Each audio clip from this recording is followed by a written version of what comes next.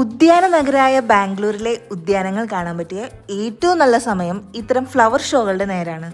ഈ വട്ടത്തെ ആകർഷണീയമായി തോന്നിയത് കിത്തൂർ കോട്ടയും ഛായാചിത്രങ്ങളും പുഷ്പ പിരമിഡുകളും പ്രതിമകളും 50 ലക്ഷത്തിലധികം പൂക്കൾ ഉപയോഗിച്ചിട്ടുള്ള വിദേശ പുഷ്പ പ്രദർശനങ്ങളൊക്കെ തന്നെയാണ്.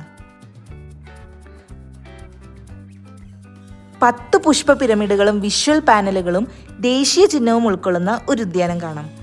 ലാൽബാഗിന്റെ 218ാമത് ഫ്ലവർ ഷോയിലെ ഈ വട്ടത്തെ തീമായത് പണ്ടത്തെ ഇവിടത്തെ കിത്തൂർ രാജ്യത്തെ ഉയർത്തി കാണിക്കുന്ന പ്രമുഖ സ്വാതന്ത്ര്യ സമര സേനാനികളായ കിത്തൂർ റാണി ചെന്നമ്മയും അവരുടെ ധീരനായ ജനറൽ ക്രാന്തിവീര സാങ്കുളി രായണ്ണയും ആദരാഞ്ജലികൾ അർപ്പിക്കുന്നതാട്ടോ.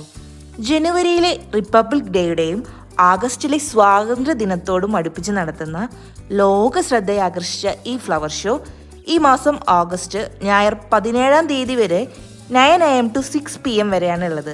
എൻട്രി ടിക്കറ്റ് മുതിർന്നവർക്ക് വീക്ക് ഡേ 80ഉം വീക്കെൻഡുകളിൽ 100ഉമാണ്.